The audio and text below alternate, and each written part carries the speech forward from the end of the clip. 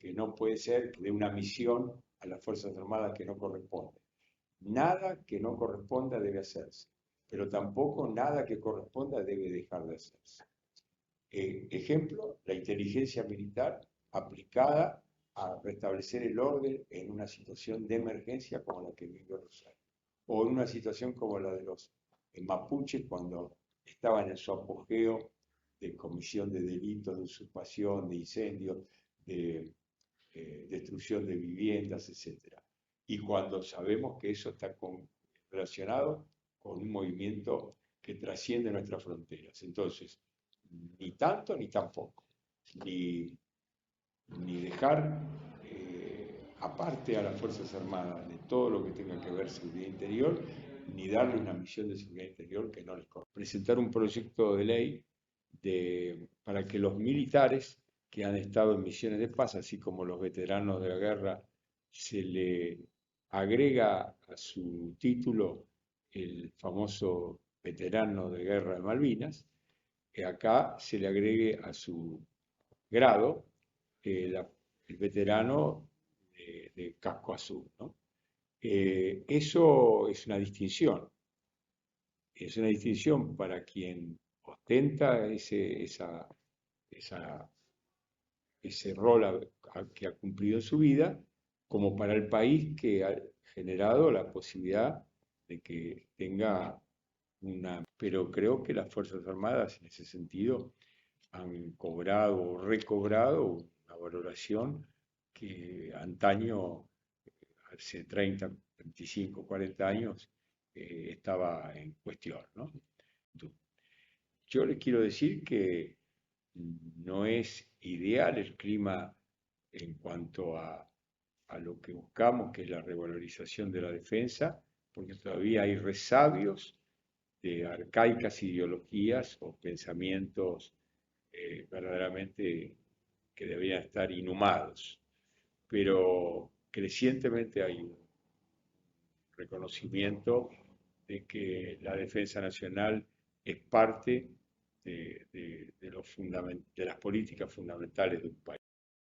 Bueno, un placer especial para Cascos Azules. Estamos hoy presentes con el presidente de la Comisión de Defensa del Diputado. El señor diputado nos va a corregir.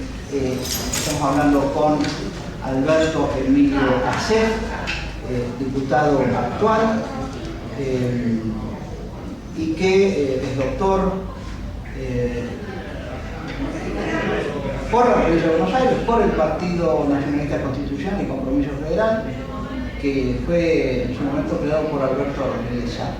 En el 2019 fue nuevamente electo diputado, esta vez como parte por el Cambio, miembro del Parlamento del Mercosur desde su elección en 2015 y se graduó en Derecho en la Universidad de Buenos Aires. Un extenso currículum, pero lo vamos a hacer conocer por nuestros medios. Pero bueno, necesito agradecerle, señor diputado, el hecho de recibirnos, de darnos esta oportunidad y bueno, tratar de meternos un poco en este mundo que a veces se conoce muy poco, de la defensa en general y en particular de los cascos azules, que es ese habernos mostrado en el mundo. Yo a veces lo comparo con el fútbol, que bien que nos ha ido cuando tuvimos que cotejarnos en el mundo, como ha sido hace no demasiado mucho tiempo la selección argentina. Y bueno, y preguntarle un poco en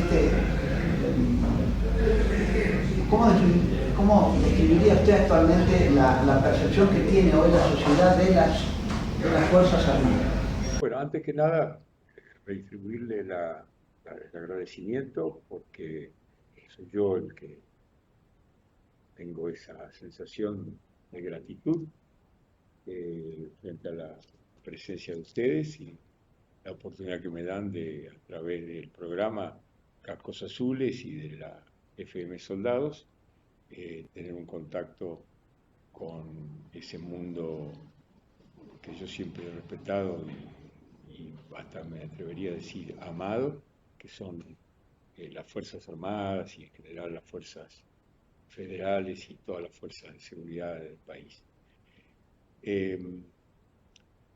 En segundo lugar, quiero aclarar de que nuestro partido hoy se llama UNIR, que integra Juntos por el Cambio.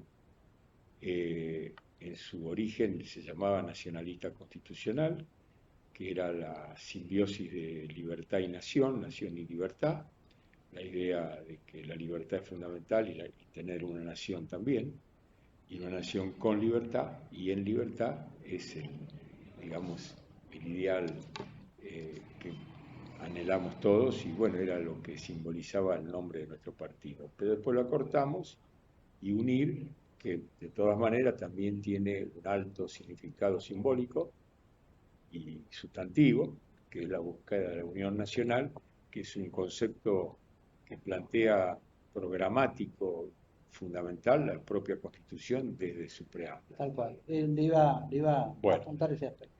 con respecto a la pregunta suya sobre la percepción que tiene el país sobre sus Fuerzas Armadas, yo creo que hoy es notable cómo ha mejorado el respeto que la nación, el pueblo de la nación tiene por sus Fuerzas Armadas, dentro de un contexto donde todo el sistema institucional, todas las, digamos, los instrumentos que la sociedad ha creado, el mundo empresario, el sindical, el político, todo está bajo cuestionamiento y en una etapa de mucha debilidad, tanto en cuanto a su prestigio ante la sociedad como en cuanto a su eficacia de funcionamiento. Pero creo que las Fuerzas Armadas en ese sentido han cobrado o recobrado una valoración que antaño, hace 30, 25, 40 años, estaba en cuestión, ¿no?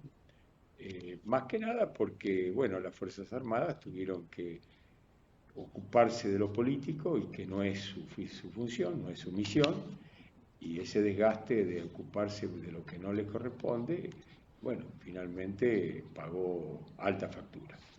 Pero, y la política, por haber posibilitado y haber, hasta diría, convocado en definitiva a la participación de los militares en política, también ha pagado una altísima factura. Entonces, entre la factura alta que pagó uno y la factura alta que pagaron los otros, y esta factura que está pagando el país entero, que es debilidad, pobreza, debilidad como país, culturalmente muy afectados, muy psicológicamente abatidos, y con una pobreza galopante, tan galopante como la inflación, que es, a esta altura no se sabe si la generadora de la pobreza o la causa de la pobreza o la consecuencia de la pobreza, pero entre las dos están destruyendo literalmente nuestra Argentina. Y bueno, eso es lo que me parece que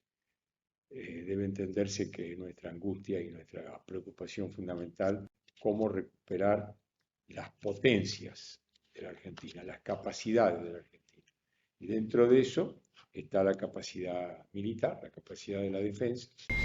Diputado, bueno, en principio estas palabras de aliento que también usted nos está diciendo, este halago que no es habitual de la política normalmente, porque finalmente la política que se traduce un poco en la atención que le quiere brindar a las cosas, de algún modo se mide, bueno, ustedes lo saben mejor que yo esto, el día que se firma el presupuesto, el día que se vota el presupuesto. No tenemos presupuesto, hay un incremento creo que del 46% de los 400.000 millones del año pasado a los 500 y pico, que no acompaña. Pero independientemente de esto, no sé si a usted le consta el análisis que hay de la parte de lo que es el porcentaje del presupuesto que se asigna a defensa, y que en el contexto de Latinoamérica tendríamos que separar Venezuela, que no da datos. Si bien me entero por algunos amigos internacionales que hay militares que cobran $15.000 en ese país y están muy cómodos, con lo cual es terrible. Pero la asignación presupuestaria para defensa a nivel sudamericano es el más bajo. Y a nivel mundial está bastante también afectado. ¿Se podrá revertir eso? Sí, la verdad que es una situación insólita, ¿no? No solamente está baja a nivel mundial, sino que entre los países más grandes del mundo, nosotros somos el octavo territorialmente hablando, pero además, en relación a esa categoría, ese rango de octavo, también es el vínculo que tiene la categoría nuestra con los recursos que tenemos que custodiar. Tenemos una pletórica cantidad de bienes materiales que hay que custodiar, empezando por las superficies o espacios marítimos, continuando por los minerales, el agua. Hay mucha necesidad de tener una defensa acorde y estamos en los límites más bajos que pueden existir en el mundo, no solamente en relación con Latinoamérica, sino con el planeta entero. Bueno, eso tiene que ver con que durante un largo periodo a la defensa se la consideró la cenicienta, no se llegó al punto de cuestionar para qué estaban las Fuerzas Armadas, para qué servían.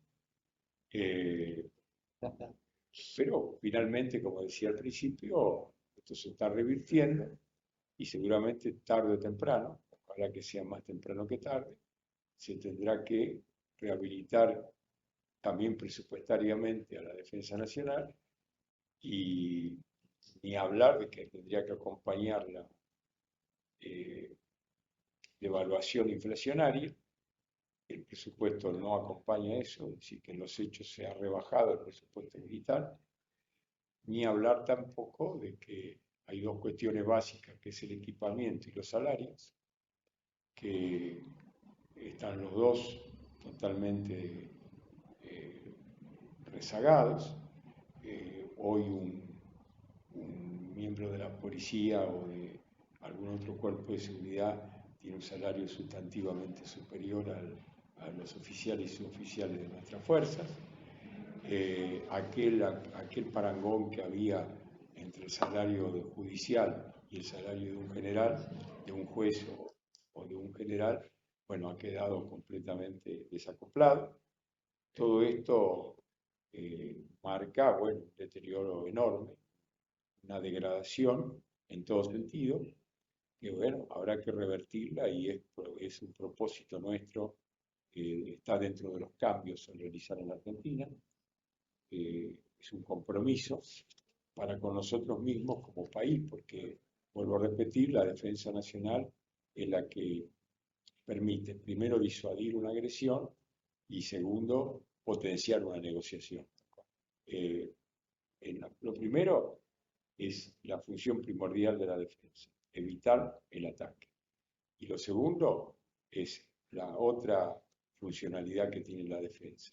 Está ahí, afrontada, no se pone sobre la mesa, pero está implícitamente en la mesa de negociación. Entonces, cuando nosotros estamos negociando, el otro sabe que si estamos planteando que no puede haber abuso, que no puede haber esto, que no puede haber lo otro, que necesitamos tal cosa, sabe que nosotros tenemos recursos para conseguir forzar la situación sin otra cosa que hacer uso de la defensa como un factor de poder, que no necesariamente tiene que ser desencadenar una conflagración. El ministro brasileño decía que es la posibilidad de decirle que no cuando queremos decir que no, tener la capacidad esa. Y yendo al tema específico de nuestro programa Cascos Azules en Misión de Paz y tratándose de un tema poco difundido y poco conocido, ¿usted qué nos puede decir de su conocimiento habitual de las misiones de paz en general y de las misiones de paz en las que participa Argentina? Y también qué importancia le asigna usted a las misiones de paz en general.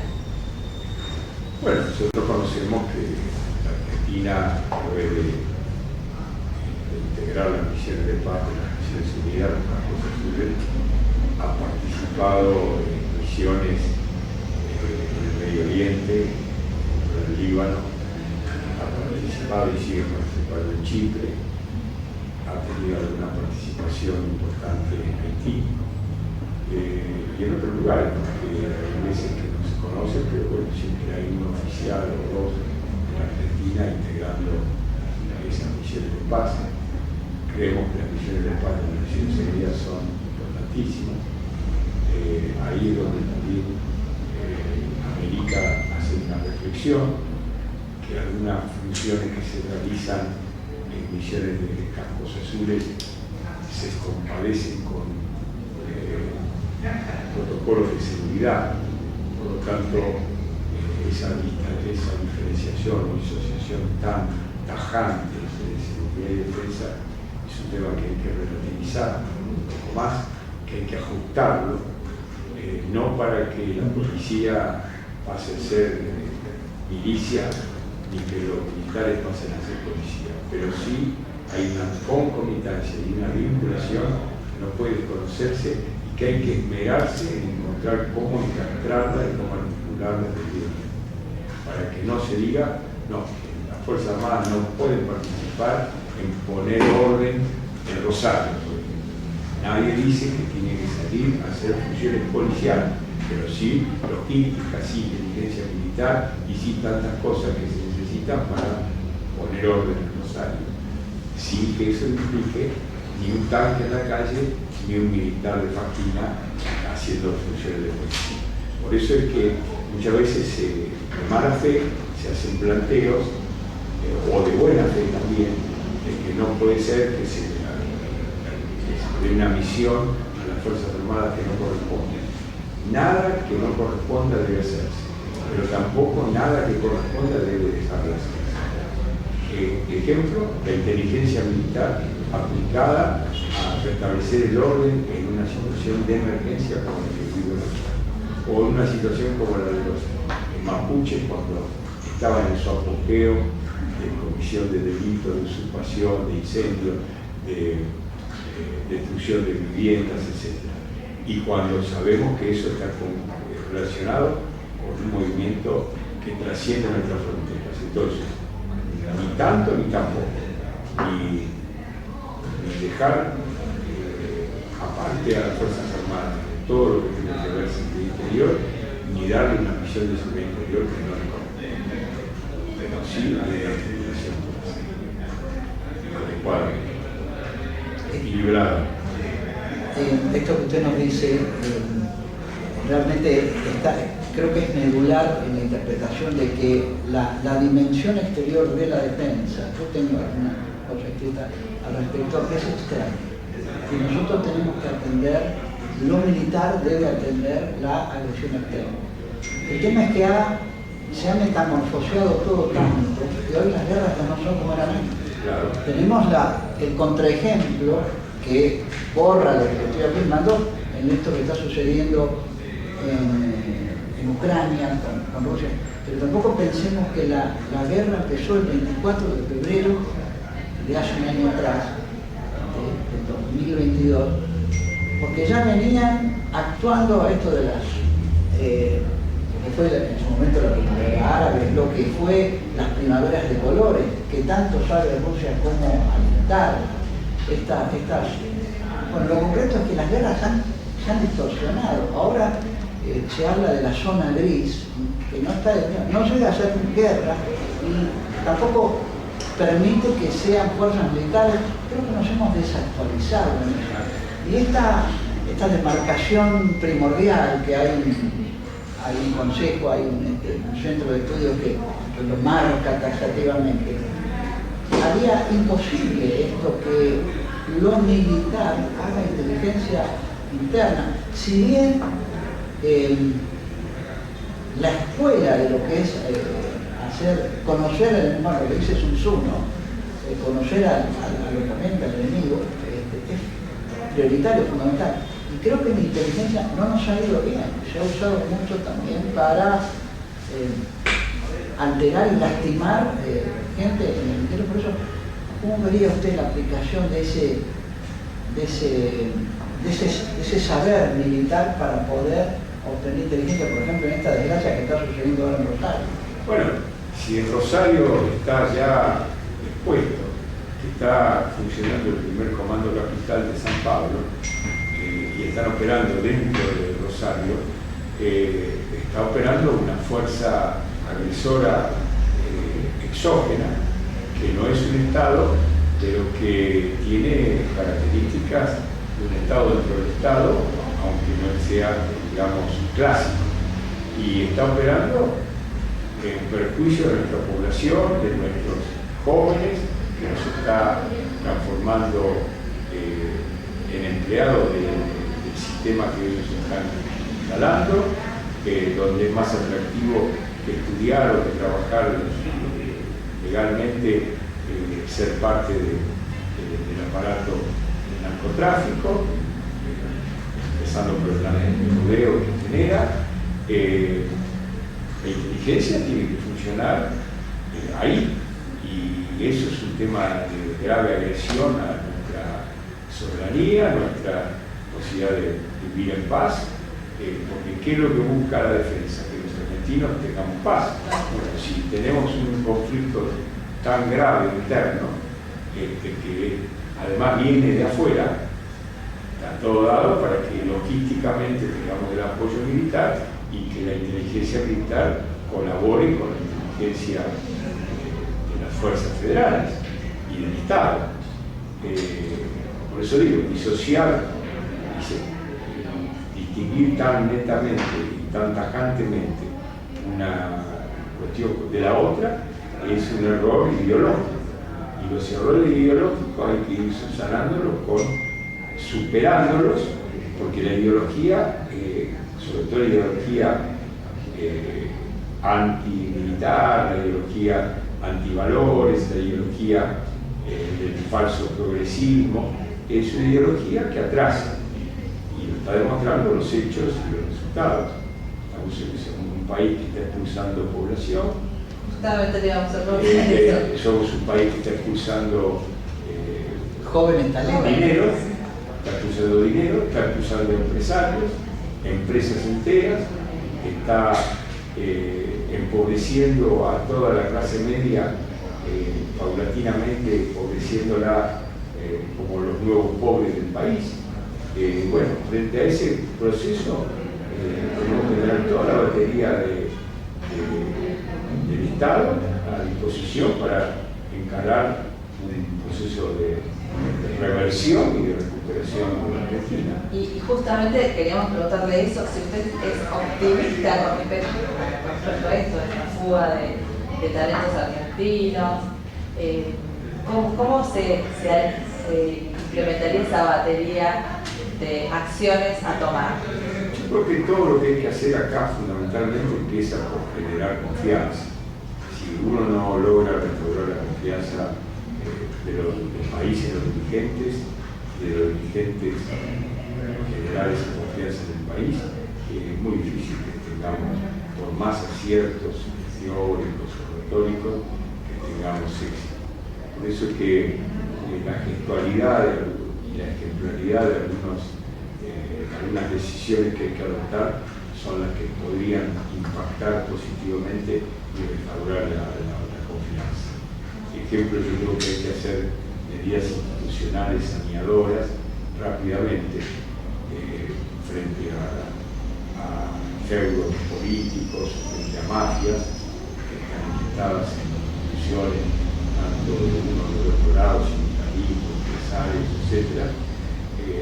Porque ahí esa decisión, ese coraje para tomar medidas va a generar un impacto positivo, va a despertar confianza, expectativas favorables, porque la vida y sobre todo la economía tan afectada, tan limitada hoy, que es a donde Aquiles de la Argentina en este momento, que afecta a la defensa, pero afecta a todo, afecta a la salud, afecta a la educación. Hay además un aparato estatal cada vez más desviado de sus fines. Estamos dedicando miles de millones de pesos a subsidios al polo obrero para que todos los días haga manifestaciones piqueteras y vuelva loco compartida la vida normal, algo sin sentido, sin razón notable. El Estado financia que lo están perturbando, promoviendo la paz social. Bueno, todo eso hay que regenerarlo, recuperarlo, rehabilitarlo en función de recuperar la confianza. Los jóvenes, cuando vean que el país tiene un timonel, un equipo, un timonel que genera esa confianza para el compromiso, no de las palabras solamente, sino de los hechos, y enseguida va a recuperar su objetivo general. El mundo de la economía y el mundo de la política y el mundo de la vida de los pueblos tiene que ver con las expectativas. Si las expectativas son negativas, todo se vuelve más horrible. Si las expectativas se vuelven positivas, todo se ve con más esperanza y con más ilusión. Entonces hay que cambiar expectativas horribles por expectativas esperanzadoras. Y eso no es producto, repito, de un voluntarismo o de un marketing que hagamos, no, de hechos. Y un hecho es enfrentar las mafias. Cuando la gente vea que enfrenta las mafias, empieza a generar expectativas favorables.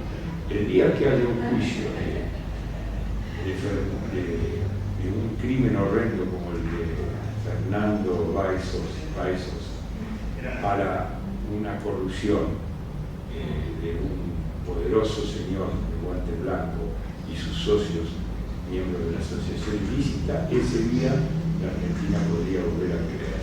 Sobre todo si además de enjuiciarlo personalmente a los responsables, se resarce lo que robaron, recuperándolo para el erario.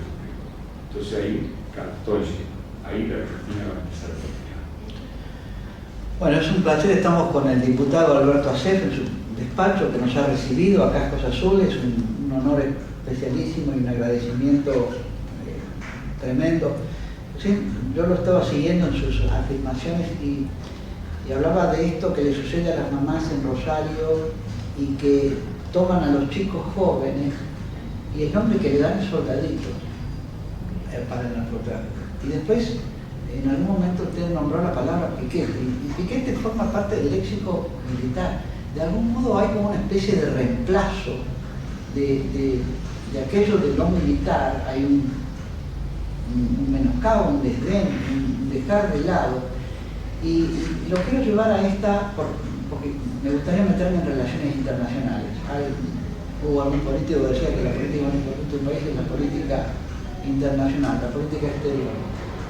Y Argentina se ha estado luciendo, y creo que de ese mundo, de ese exterior, de donde también vienen las agresiones, hay que conocerlo, hay que entenderlo. Y justamente en esta diferenciación que hay, seguridad y defensa, Argentina está participando, y usted me lo aclaró desde el inicio, en estos lugares tan importantes. Un general argentino fue convocado para la dejación de armas y los acuerdos de paz en Colombia. Otro, ese mismo lo llaman desde Mozambique para prioritar a Javier Pérez Alberto. Y también hoy tenemos un almirante que está a cargo de una misión en conflicto Pakistán e India, que son dos potencias nucleares. No es un orgullo. Ahora, hay muy poco conocimiento y hay muy poca gente.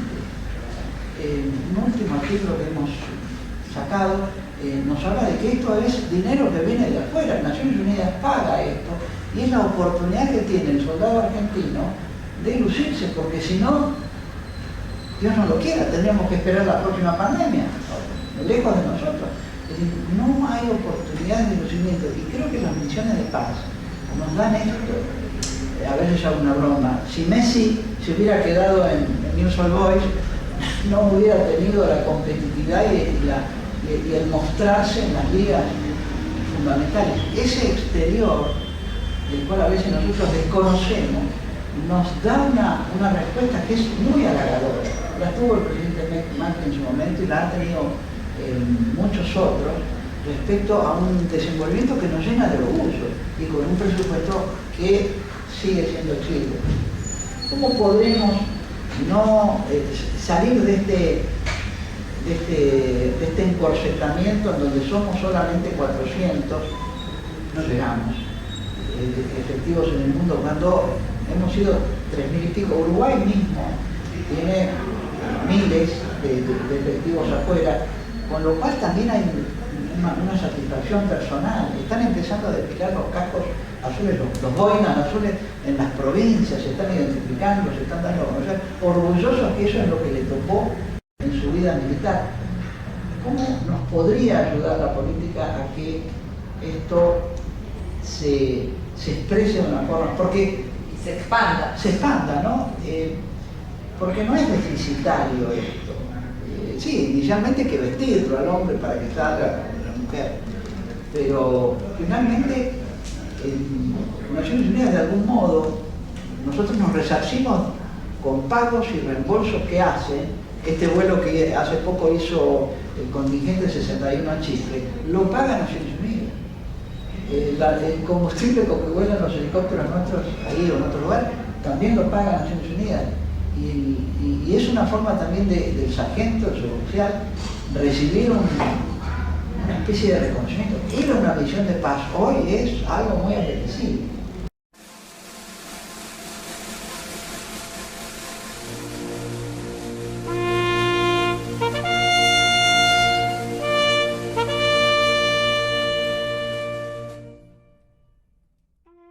La violencia es el fracaso de la política. El rol del ejército debe reformularse, por lo menos en la presencia de fronteras calientes. Los militares argentinos tuvieron un desempeño espectacular. El mundo entero felicitó a la Argentina por los militares que le mandamos. Y los militares volvieron a la Argentina diciendo, bueno, tengo un papel que cumplir en la sociedad argentina. He tomado conciencia como presidente, viajando por el mundo, del enorme prestigio que ustedes se han traído a nuestro país con su trabajo. En Naciones Unidas, que hace poco tuve el honor de representar a todos los argentinos, lo único que escuché fueron enormes elogios a la labor que ustedes llevan adelante. Somos un ejemplo en el mundo de participación en misiones de paz. Salto del lugar porque veo cómo ellos se la están jugando y a golpe de puño le saco el armamento, le saco una K-47 a un tirador que le estaba tirando al teniente primero y después me oculto detrás de un árbol. Los militares sirven para muchas cosas, no solamente para andar tirando tiros cuando atacan a la República, sino también pueden estar hombro a hombro con la sociedad. Sociedad Militar Seguro de Vida, servicios y beneficios para los servidores de la Nación. Fundación de apoyo al Instituto de Ayuda Financiera, respaldo a la institución que cuida el futuro de los uniformados. Mutualidad del personal e intendencia militares, servicios y prestaciones de excelencia para sus asociados. IOSFA, Instituto de Obra Social de las Fuerzas Armadas y de Seguridad. Y la colaboración de Gendarmería Nacional, Armada y Fuerza